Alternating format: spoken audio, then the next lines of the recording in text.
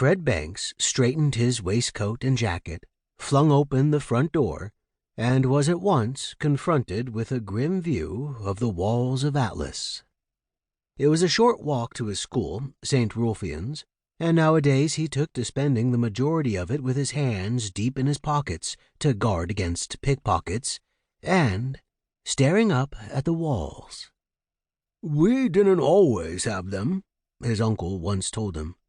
"Once we were peaceful, happy, free, until, yes, the marauders."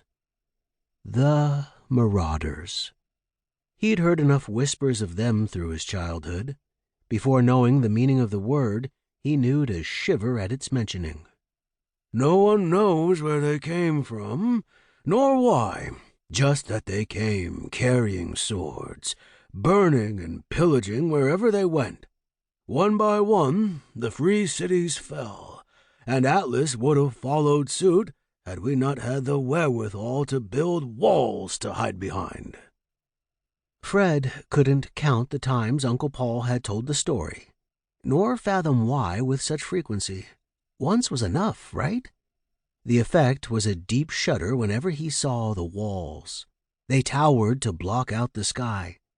No thought of artistry given them, save the legion of gargoyles which pocked both sides, long spears in their hands, mouths wide enough to swallow the world. "They terrify the marauders," Uncle Paul loved to say.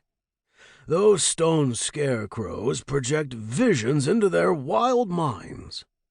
And thank goodness they're just stone, Fred thought, pulling his blazer tighter at the sight of one.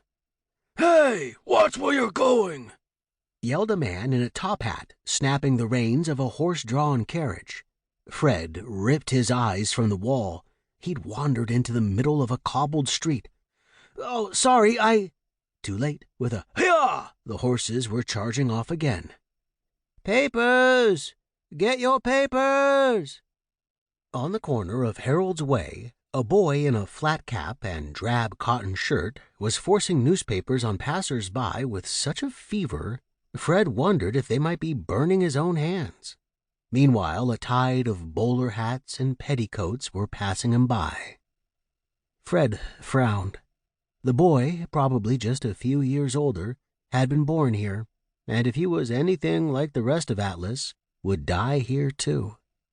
This smoky city was a beehive of markets and dusty streets, a scrum of hectic people living hectic lives, and none of them, to his knowledge, had ever questioned the walls about them.